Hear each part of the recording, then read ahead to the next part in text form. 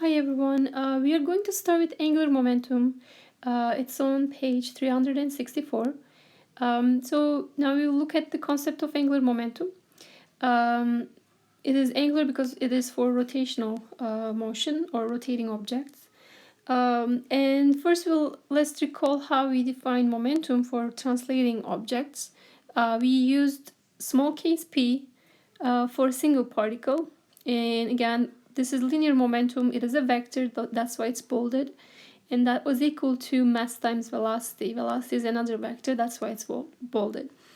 So the momentum is kind of a scaled velocity vector with mass, right? When we write this for multiple objects, we made that small case p a capital P, or when it was distributed mass, we made that capital P. Okay, and if it was multiple objects but they were kind of particles, then you can simply do mv's and then multiply m with the corresponding velocity and add them up vectorially, because again v is a vector. But if it is a distributed mass, what we did was in chapter 9, we find out the center of mass of the velocity of the center of mass point of the distributed mass, and then use that to find the linear momentum. Okay, but overall the linear momentum is p is equal to mv. Okay, so what we have in the angular momentum is, so we're going to start with a single particle. First of all, we use L for angular momentum. If it is for a single particle, again we're going to use a small case L, as you can see here. And so I just want to kind of show you something. This is the second cross product we barely touch, but it's an important topic and it really kind of connects all the dots that we have seen before. So we said that torque is equal to R cross F, right? So that if you remember, F torque was the kind of the mapping to the rotational motion from linear motion. So F was a linear motion case and the torque was the rotational motion.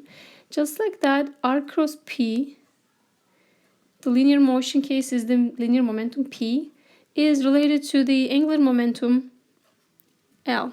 Just trying to make it curly L. Okay, so again, this is for a single particle. Okay, again, and left side is angular, right side is linear. It is a cross product though. So we have to again use right-hand rule. Cross product magnitude will be RP sine theta, and all those things are gonna come up. I'm gonna talk about those soon. First of all, let's start with L being equal to R cross P, and we have it here. And what is P? P is mass times velocity, so we're just replacing that. So put that mass out of the cross product because it's a constant, and you have mass times R cross V, right? And the units are kilogram meter square per second. You don't need to memorize it. So there's mass and then R in meters, and the velocity, you just gonna multiply them. That's what you get as the unit. And if there are multiple objects, just like we did for the linear momentum, we are going to find the momentum of each, angular momentum of each, using that, and then sum them up, right? But it is a vector because cross product will give you a vector. So be careful to do vector calculation. What is the magnitude? And also pay attention to this L, it become capital L. Okay, so that's the multiple objects, or if it is distributed objects, that's what we are going to use capital L. So overall, little l is again R cross P, right? What is the magnitude of this?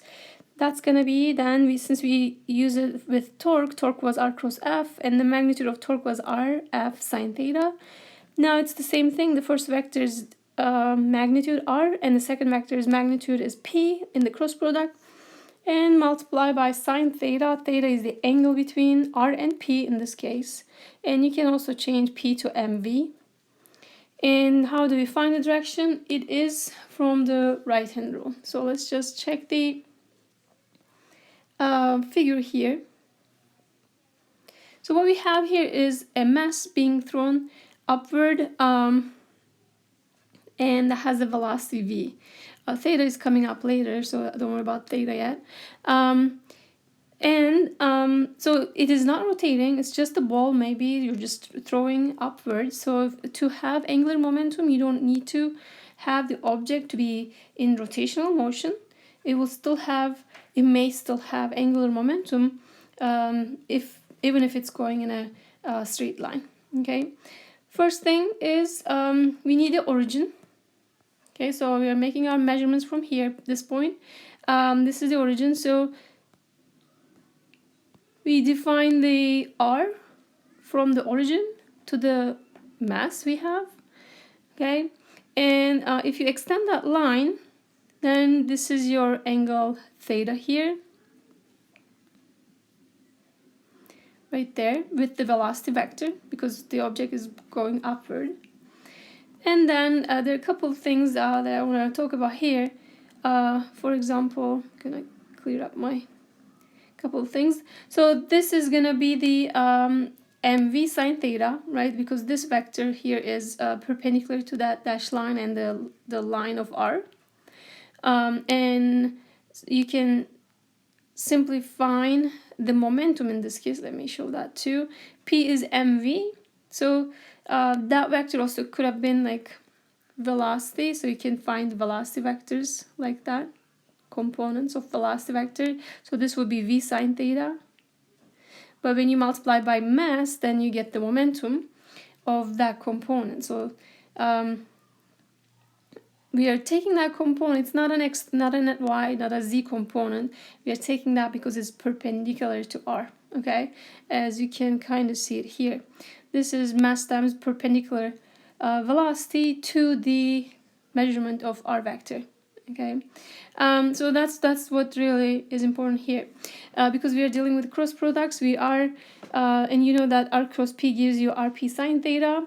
If you take the perpendicular component, then you can find the angular momentum in this case easily. Okay, so let's see then. So here the angular momentum, since it was rm v sine theta, right? This is what we said before. What we are saying is now v sine theta is v perpendicular, and the rest is rm. So the angular momentum becomes rm v perpendicular. Okay, and again, the v perpendicular component is really just a component of velocity to the r vector. Okay, and again, this doesn't, the object is not necessarily going through a rotational motion. Even in this case, you can see that there's angular momentum. Okay, and to figure out the direction, I like to show that. All you check is, so let's just focus on two vectors here. Let me highlight them. Use purple. So this is the r vector and this is the momentum vector, right? Because it's r cross p. These are the only ones that I'm paying attention to figure out the direction of the angular momentum. And what do we do? R cross p, just like we did with r cross f for torque. You start from for torque, you start from the pivot point, go along r, and then make a turn around f, right? Same thing, because it's a cross product. Any cross product, you can use right hand rule this way. Starting point was from here, right, origin. So you start from there, and then go along r, and then make a turn around p. This is a counterclockwise direction, okay? And just like before, counterclockwise is positive. If you do right hand rule, point your fingers along r vector, and then kind of curl your fingers in the direction of p, and your thumb is stretched out, right, perpendicular to your forefingers, and then what you see is your thumb is coming out of the board or out of the page, right? So that is the positive z direction. And in this case, since if you look at the x and y directions, z is coming out, right? So when you do counterclockwise, your thumb is coming out of the page. So counterclockwise direction is really positive z direction out of the page. So they are the same thing, but there are two different ways that we can explain the direction, either clockwise, counterclockwise, positive, negative of that axis, whatever that axis is, usually z-axis for us, but it may not be. Okay, next we are going to talk about the example problem. So we're just gonna put what we learned here, and we're gonna look into two object system and kind of apply that equation.